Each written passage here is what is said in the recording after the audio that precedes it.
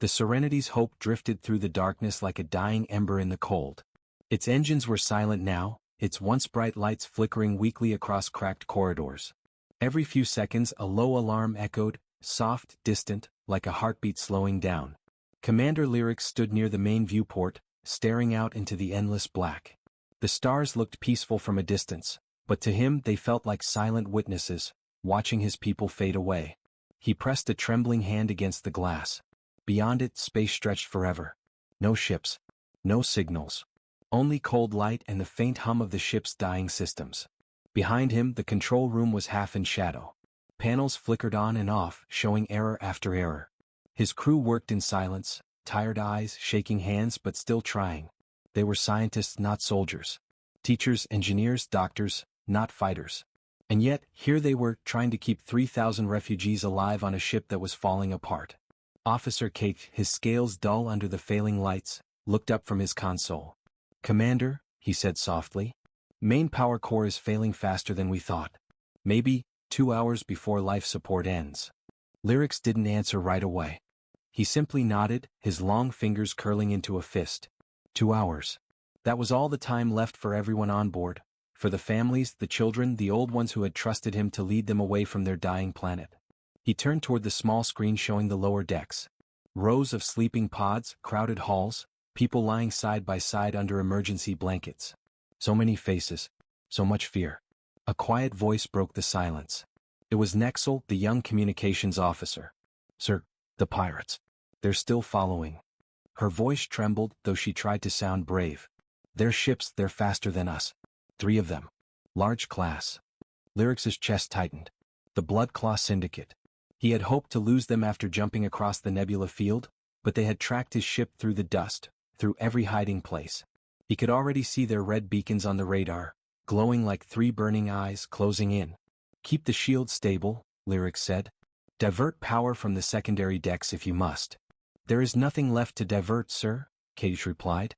"We've already shut down half the ship. Any more and the refugees will freeze." Lyrics closed his eyes for a moment. He could hear a faint sobbing from somewhere below the bridge, maybe the children in the refugee hold. It cut deeper than any weapon ever could. Then Nexel's voice again. "Commander, incoming transmission from the lead pirate vessel." Lyric straightened his back. "Put it through." The screen filled with static, then a face appeared, Captain Voss. A tall, scarred Krantner with eyes that glowed red under dim light. His voice was sharp and cruel, each word cutting like broken glass. "Therian ship," Voss said. "This is Captain Voss of the Bloodclaw Syndicate. Cut your engines and prepare to be boarded. Anyone who resists will die slowly." Lyric spoke with calm he didn't feel. "This is a refugee vessel. We have no weapons, no cargo. Please, let us go." Voss laughed, a harsh, grinding sound. "Oh, you have something we want," he said. "Your lives. We collect them." The screen went black. Silence followed. No one moved. Even the ship seemed to hold its breath. After a long moment, Nexel whispered, "We could send out a distress signal, Commander. Maybe someone will hear us." Kadich shook his head. "We're in the middle of nowhere. The nearest patrol is days away. By then." He didn't finish. "You didn't have to." "Do it anyway," Lyric said firmly. "Send it on all frequencies." Nexel's hands moved quickly, though she was trembling. Lights flickered around her as she worked the controls, trying to squeeze one last burst of power from the dying systems. "Message ready," she said softly. "Ship identification, coordinates, request for immediate help." "Send it." The ship shuddered faintly as the transmission went out, a single pulse of light across the endless dark. It sped through space, a whisper among the stars. "Signal sent," Nexel reported. "Strong enough to reach, oh." Her voice faltered. Lyrics turned. "What is it?" "The signal, it reached the quarantine zone, sir." The bridge went silent again. Even the background alarms seemed to fade. Everyone on the crew knew the stories. The quarantine zone, an entire region of space sealed by the Galactic Council centuries ago. Ships that entered never came back. Rumors spoke of monsters, ancient weapons, cursed worlds. No one knew the truth. No one dared to find out. KDH's voice was low, almost a whisper. "Sir, maybe we should recall the signal." Lyric stared out the viewport. Far away, 3 red dots glowed, the pirate ships closing in fast. "There's no time," he said quietly. "Let it go." He didn't know if anyone would hear. He didn't know if the quarantine zone was empty or alive. But at that moment it didn't matter. It was their only hope. He turned back to his crew. Prepare for impact. Shields at maximum. Whatever happens next, stay together. Outside, the pirate ships began to spread out, surrounding them like wolves. Their weapons charged, glowing with deadly red light. And deep within the silence of the quarantine zone, something old began to stir. The distress signal had been heard. But not by who they expected. For almost 10 minutes after the signal was sent, nothing happened. The Serenity's hope drifted in the dark, caught between death and silence. Commander Lyric stood motionless at the viewport. Behind him, the crew worked in whispers. Every screen showed red alerts: failing power, oxygen drop, pirate ships closing in. Outside, the Bloodclaw Syndicate ships glowed like red stars. Their engines burned bright, pushing closer, surrounding the refugee ship. They were playing with their prey. Range? Lyrics asked quietly. 20,000 units, said Officer Cage. They'll be in firing distance soon. Lyrics nodded once. Keep shields up as long as you can. He knew the shields wouldn't last. They were barely holding now, flickering with every pulse of the failing reactor. Then the bridge lights dimmed. The air recycling slowed. A cold breeze swept through the room. Somewhere below deck, a child began to cry. Nexel looked up from her console. Commander, the pirates are hailing again. Lyrics's voice was low, calm, but cold. Ignore them. Voss wanted fear. Lyrics wouldn't give it to him. Not yet. The pirate ships shifted position, forming a tight triangle. Their weapons locked onto the Serenity's hull. Energy signatures flared bright red. Kadich whispered, "They're charging plasma cannons." His voice trembled. "That'll tear us apart instantly." Lyrics closed his eyes. He thought of the refugees, the thousands of families who had trusted him. He thought of the promise he made when they fled their burning world: "I will keep you safe." Now that promise felt like a lie. Then, something changed. The radar blinked. Once. Twice. Then a strange new signal appeared. Nexel frowned. "Commander, I'm reading movement. But it's coming from the quarantine zone." Kadich turned to her. "That's impossible. Nothing comes from there." "I'm seeing it clearly," Nexel said. "Multiple signatures. Fast ones." Lyrics leaned closer to the screen. The signal was faint, just a flicker at first, but growing stronger every second. Whatever it was moving fast, very fast. Could it be a patrol? Kadich asked. "No patrol moves like that," Lyrics replied. He watched as the shapes appeared, first 3, then 5, then 12. All of them racing straight toward the pirates' location. The Bloodclaw ships noticed too. Their formation broke. Voss's voice cut through the comms again, this time sharp and uneasy. "Unknown contacts detected. Identify yourselves."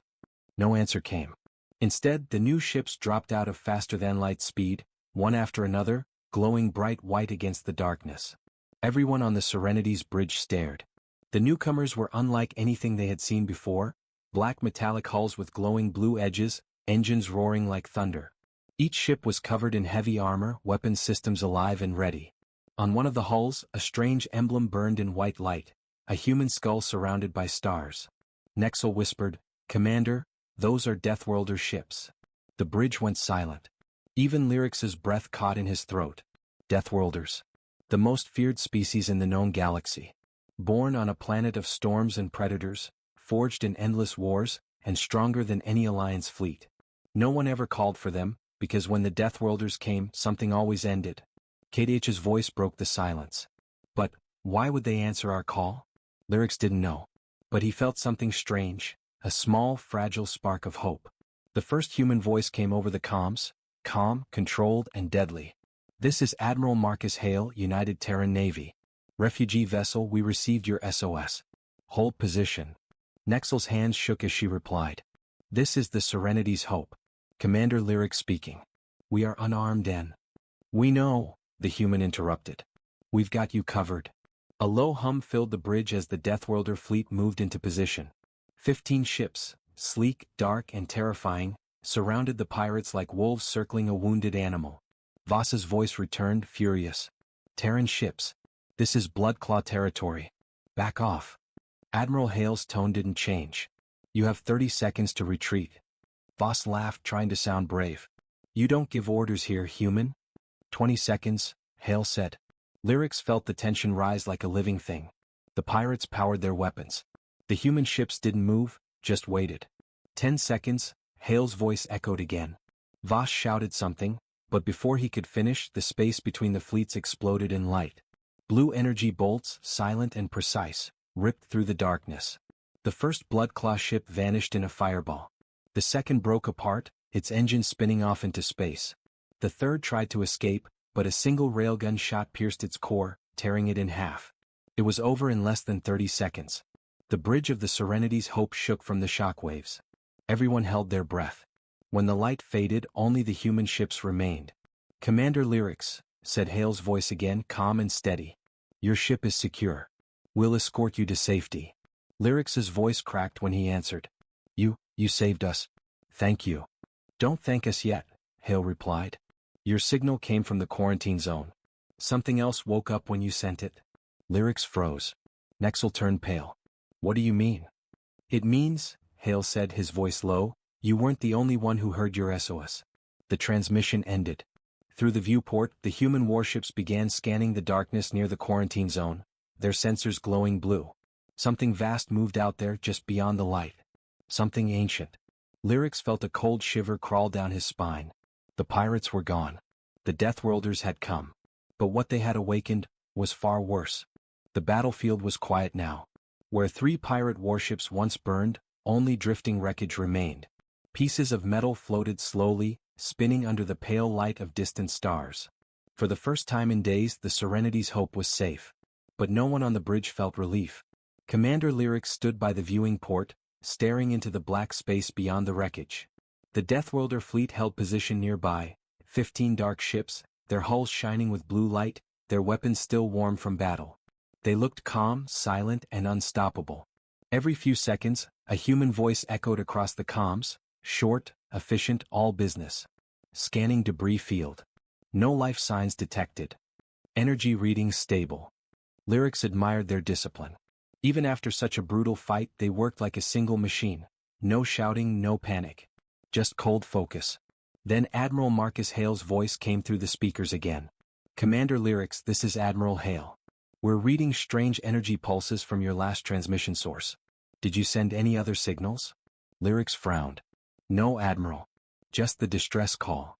There was a pause on the human channel. Then something else responded.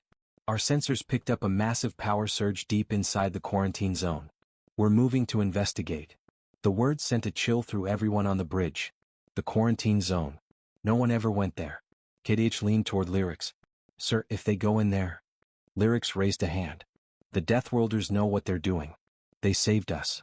But even as he said it, he didn't sound sure. Outside, the human fleet began to move, slow and precise. Their ships spread out into a wide formation, scanning every corner of the darkness ahead. Blue scanner beams cut through space, revealing nothing but dust and dead rock.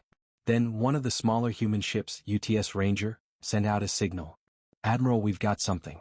Object detected, coordinates 9.2 by 6.5. It's big." Lyrics turned to Nexel. "Patch it through." The main screen flickered to life. For a moment only static, then an image appeared. A massive structure floated deep inside the quarantine zone. It wasn't a planet or a ship or even a station. It looked alive. Dark, jagged metal curved like bone, half covered in strange glowing patterns. It pulsed with light, slow like breathing.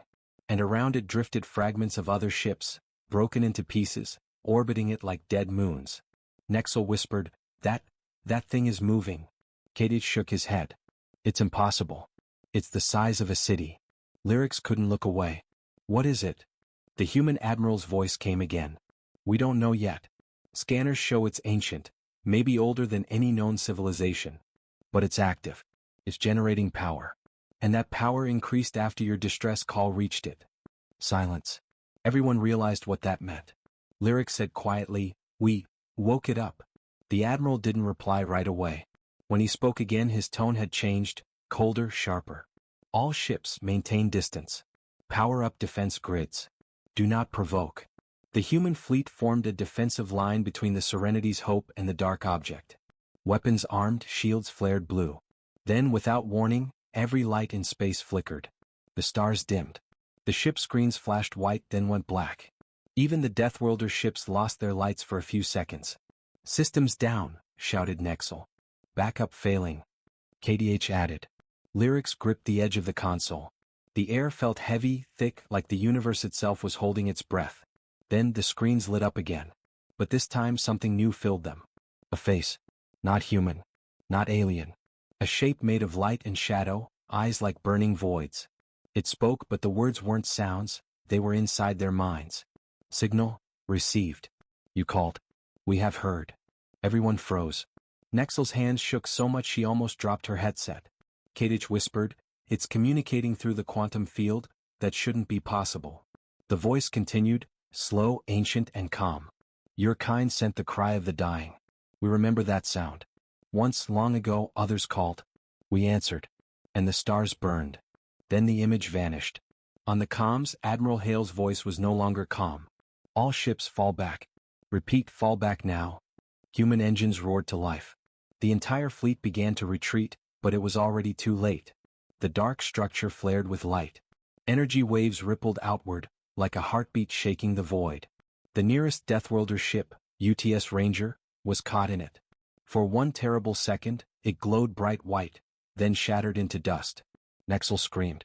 It destroyed them just like that. Lyrics felt the vibration through the deck as the energy hit their ship too. Sparks burst from the panels. The bridge filled with smoke and red light.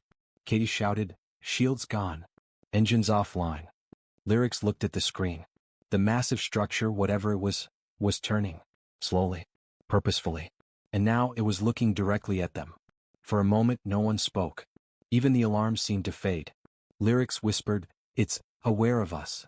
Admiral Hale's voice returned, strained but steady. "Commander, Lyrics, we're pulling you out. Lock coordinates on our signal, emergency jump." "But our FTL drive is dead." Nexel shouted. "Then hold on," Hale said. "We'll drag you out manually." The Deathworlder ships fired grappling beams, blue light wrapping around the Serenity's Hope. Engines screamed as they pulled the refugee ship back from the edge of the quarantine zone. Behind them, the dark entity pulsed again, brighter, angrier. Energy tendrils reached out like claws of lightning, chasing the human ships. "Faster!" KDH yelled. "Brace for jump." Hale commanded. A blinding light swallowed everything. When the light faded, the Serenity's Hope was no longer in the quarantine zone. They were in open space again near a bright yellow star. The human ships surrounded them, damaged but alive. Lyrics fell to his knees, shaking. They had escaped. But somewhere behind them, in that dark forbidden region, something ancient had awakened, and it had heard the voice of the dying. The jump was violent. For a moment, it felt like the universe tore itself apart. Every light on the Serenity's Hope flared, then died. When the ship stopped shaking, silence filled the bridge, heavy, suffocating silence. Commander Lyrics slowly opened his eyes. They had escaped. Outside the viewport, a bright yellow star burned calmly in the distance. The human fleet floated around them, 15 ships, scarred but alive. Only one was missing. "The UTS Ranger didn't make it," whispered Nexel, reading her screen. Lyrics nodded grimly. "They bought us time." His body still trembled from the shock of the jump. The Serenity's Hope was badly damaged, hull breaches sealed only by emergency fields, power flickering, air thin and cold. But they were alive. For now. Admiral Marcus Hale's voice crackled through the comms. "All ships report status." Different human voices answered in short bursts. "Shields down. We've got engine damage. Medical bays full, Admiral." Hale's tone stayed calm, but everyone could hear the weight in his words. "Secure the civilian vessel. Keep scanners up. If that thing followed us, we'll know soon." Nexel turned sharply toward Lyrics. "Followed us?" Her voice trembled. "He thinks it might come here?" Lyrics didn't answer. He looked out the window at the empty space behind them. It looked peaceful. But peace meant nothing out there anymore. Hours passed. Human engineers came aboard to repair the Serenity's Hope. The corridors smelled of burned metal and smoke. Refugees huddled together, whispering about what they saw. The light, the voice, the monster that breathed in the dark. Children clung to their parents. Some thought the humans were angels. Others thought they had brought demons. In the command bridge, Lyrics watched as human soldiers worked quietly. They moved with precision, every action calm and focused. Even after all they had faced, they showed no fear. One young soldier stopped beside him. He looked human, pale skin, dark eyes, tired but alert. "Sir," the soldier said respectfully, "Admiral Hale requests your presence on the UTS Resolute." Lyrics nodded. "Lead the way." The human flagship was massive, a city of steel and light. Lyrics had to stop for a moment when he stepped inside. Everything looked so different. Smooth metal floors, glowing blue lights, the deep hum of powerful engines. He was guided into the Admiral's command room. Admiral Hale stood by a holographic map of the sector. Dozens of small blue dots represented human ships. At the edge of the map, one pulsing red mark, the quarantine zone. Hale didn't look up as Lyrics entered. "Commander, thank you for coming. We have a problem." Lyrics folded his arms. "Another one?" Hale gave a thin smile. "You could say that." He turned the hologram. 2 hours ago, our long-range sensors picked up energy waves from the quarantine zone. The readings matched the thing we encountered." Lyrics frowned. "It's still active?" "Worse," Hale said. "It's moving." The words hit like a cold knife. Lyrics stepped closer to the projection. The red dot that marked the quarantine zone was pulsing faster now, and a faint red line stretched from it like a trail. "Where is it heading?" Lyrics asked quietly. Hale met his eyes. "Here." Back on the Serenity's Hope, panic spread fast. People shouted, ran through the halls, trying to prepare for something they couldn't even imagine. Every screen showed the same data.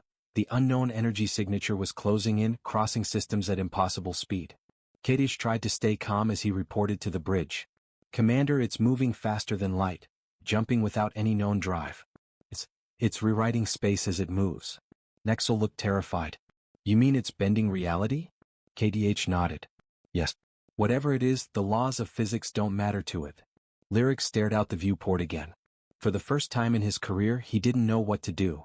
He had faced war, starvation, death. But this was something beyond reason. A new signal appeared on the screen. Admiral Hale again, but now his voice carried tension. "All ships, prepare for engagement. Object ED, 15 minutes. Lyrics turned to him on the comms. "Engagement? You plan to fight that?" "We don't run," Hale said. "Not until we know what it is."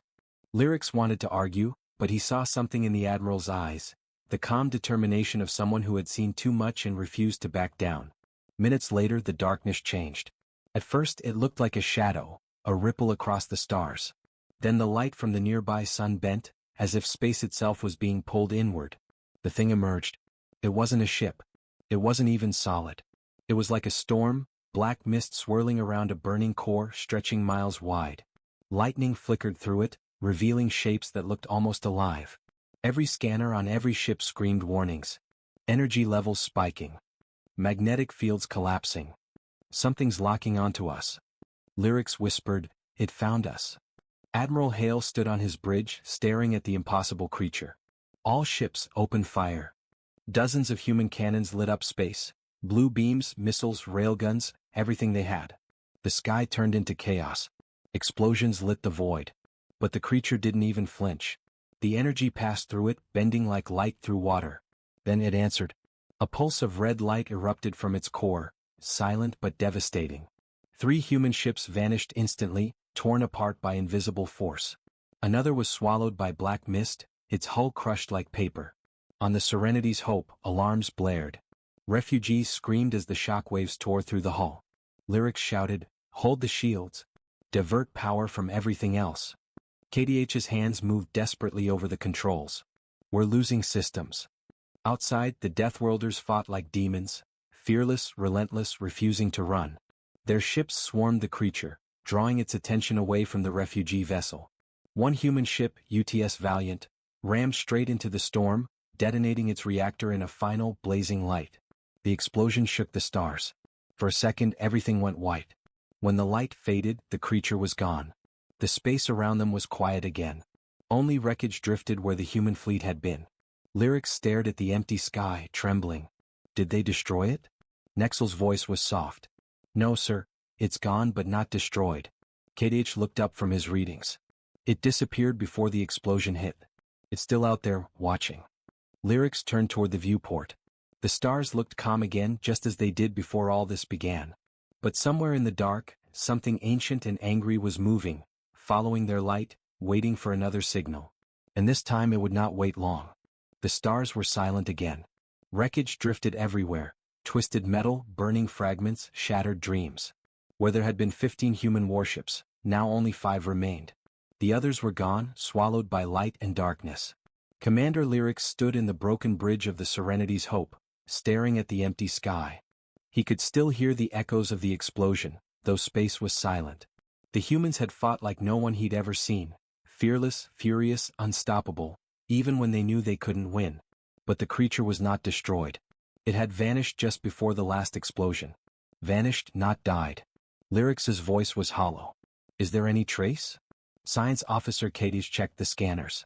His hands were shaking. Nothing, sir. No radiation, no movement. But... He hesitated. Something is wrong. Space isn't stable. The readings keep changing, like the stars are moving even though they're not. Lyrics looked at the dark window. He didn't like how quiet it was. He had led 3,000 people through fire and blood to escape death, and yet, somehow, death still followed. In orbit nearby, the human flagship UTS Resolute limped forward, engines flickering. Inside its command room, Admiral Marcus Hale leaned heavily on his console. Blood ran down his face from a deep cut, but he didn't stop working. Status, he demanded. Shields at 10%, said an officer. Weapons offline. We've lost communications with half the fleet. Hale nodded grimly. Keep repair crews on it. We're not done yet. He looked at the main screen, showing the glowing remains of the battlefield. He knew the truth, the creature wasn't gone. It was watching, learning. He had seen how it adapted to their weapons. It ignored their fire, twisted their space, broke their physics. Whatever it was, it had never met humans before. And that gave him a single, terrible idea. Back on the Serenity's Hope, panic was spreading again. People whispered about the dark storm, about ghosts and monsters. Children cried. Parents tried to stay calm. Lyrics knew the fear too well. Once it started, it grew like wildfire. He opened the comms and spoke, his voice echoing through the ship. This is Commander Lyrics. Listen to me. We are alive because of the humans. They fought for us when no one else would. Now we will trust them again. Stay calm. Stay together. He ended the message and closed his eyes. He didn't believe in miracles, but he had started to believe in humans. A few hours later, a human shuttle docked with the Serenity's Hope.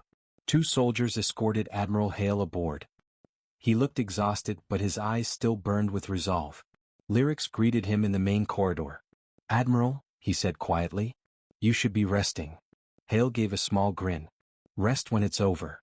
They walked together toward the bridge. When they arrived, Cadiz saluted nervously, then pointed at the main display. Sir, we found something strange. The screen showed a faint ripple of red light far behind them, almost invisible. It flickered like a heartbeat. It's coming back, Hale said. He didn't sound surprised. He almost sounded ready. The creature appeared again hours later, not with noise or light but with gravity. Every ship's alarms went off at once. Space bent. Stars warped. Then in the darkness ahead, the black storm returned, vast, silent, endless. It didn't move fast. It didn't need to. It just floated there like a god watching insects. Hale stood tall. All ships, form up around the Serenity's Hope. That's our shield. Lyrics turned sharply. You're protecting us? That's what we do, Hale said simply. The human ships surrounded the refugee vessel, forming a glowing ring of dying steel. Power levels were low. Weapons were few. But no one ran. On the Resolute, engineers rushed through smoke-filled corridors, loading the last of the missiles. Pilots strapped themselves into damaged fighters. Doctors moved through the decks, preparing for casualties they all knew were coming. Admiral Hale stood in the command chair and looked at the stars one last time. Deathworlders, he said into the fleet channel, his voice strong and steady. You've all seen what it can do. You know what's waiting out there. But we don't run from nightmares. We make nightmares afraid of us. A quiet murmur rippled across the ships. Someone whispered, "Yes, sir." Another shouted, "For Earth." And the last battle began. The sky exploded with light. Human ships fired everything they had, railguns, torpedoes, energy beams. The black storm screamed back, its voice silent but terrible. Every pulse of red light destroyed another ship. But the humans didn't stop. They kept firing even as their hulls broke apart. They kept fighting even as death filled their ships. Lyrics watched in awe from his bridge. These humans, he whispered. They fight even when there is no hope. KDH nodded weakly. They don't fight to win, sir. They fight so others can. Suddenly, a new light appeared on the sensors, inside the human flagship. A massive energy spike. Lyrics realized what Hale was doing. He's overloading the reactor, Nexel gasped. He's going to? Yes, Lyrics said softly. He's going to end it. On the Resolute, alarms blared. Admiral Hale stood alone in the command deck, watching the creature drift closer. He opened a private channel, one voice only. Commander Lyrics, Hale said calmly. Get your people out of here. Now. Lyrics's voice came back, desperate. Admiral, you'll die. Someone has to buy you time. He smiled faintly. Tell your people something for me, Commander. Tell them. The Deathworlders answered their call. The channel cut off. The Resolute moved forward, engines burning bright. The other human ships followed, every last one. They formed a wall of light between the monster and the refugees. Then the sky turned white. The flagship's reactor detonated. A sun was born in the middle of space. The shockwave ripped through the void, tearing apart the creature's form, scattering its darkness across the stars. The energy burned everything in its path, but the Serenity's hope survived behind the human's final shield. When the light faded, there was nothing left but silence. Hours later, Lyrics stood at the viewport again. The stars looked peaceful, cold, distant, unchanged. But he knew better. He whispered quietly.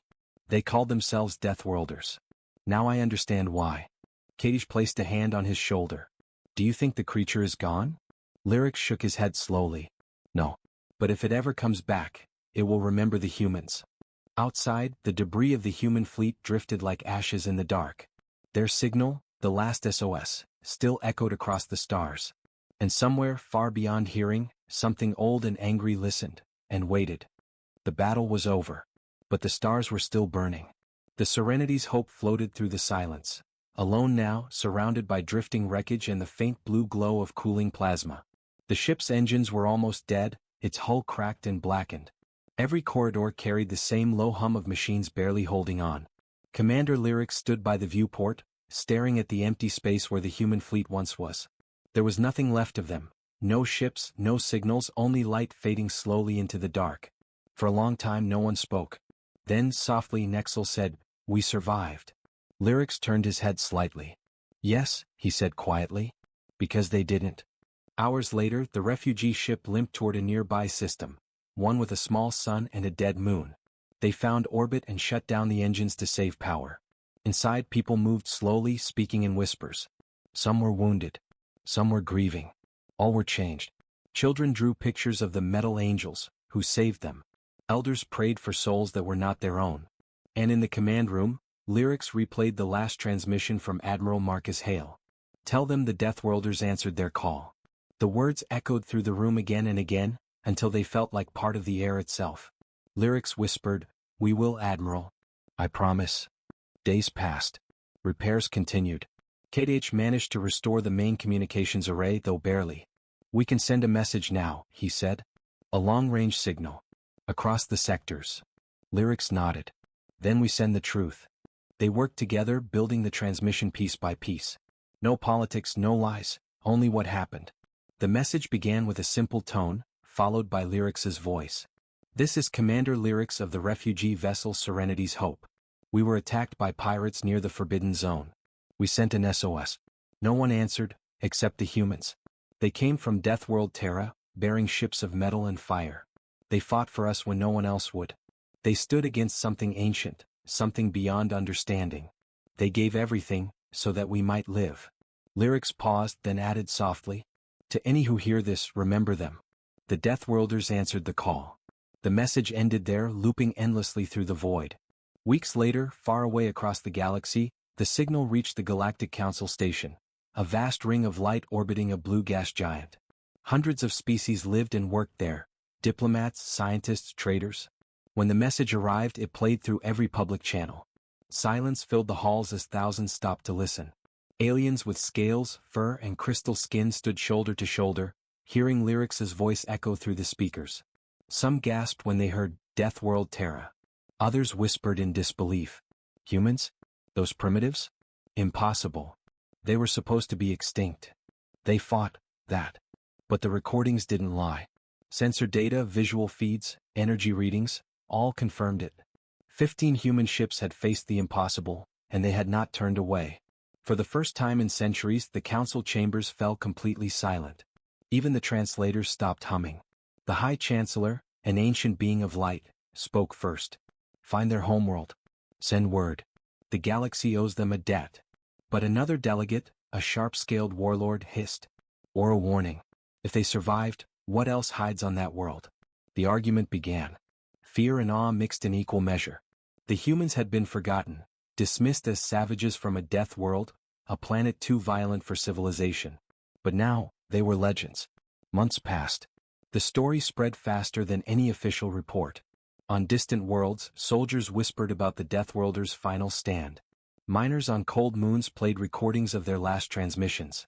Even pirates told tales of metal demons, who burned monsters with their own lives.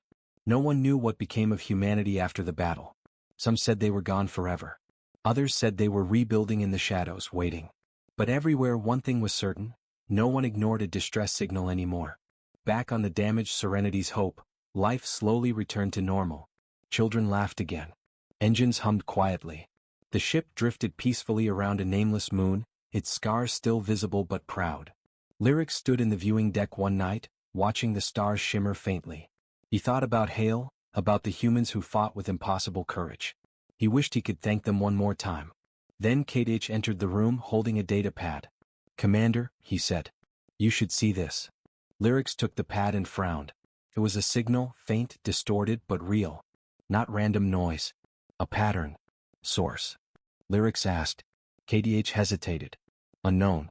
But the frequency matches human transmissions." Lyrics's heart skipped. "That's not possible. They're gone." KDH nodded slowly. "I thought so too. But this came from deep within the old quarantine zone." Lyrics looked at the stars again, at that dark, forbidden patch of space that started it all. The signal played softly through the speakers. A slow, rhythmic pulse. Then faint words came through, broken by static. "This is Terra. We heard your call." The transmission ended. Silence followed. No one moved. Then Lyrics whispered, "They're alive." Far beyond the edge of known space, deep inside the ruins of the quarantine zone, something stirred. A massive human ship drifted quietly in the shadows, half buried in debris. Its lights flickered back to life one by one. Inside, a single voice spoke through the dark. "Admiral Hale's mission complete. Begin Project Vengeance." Engines roared softly, glowing red against the black. And once again the Deathworlders moved among the stars.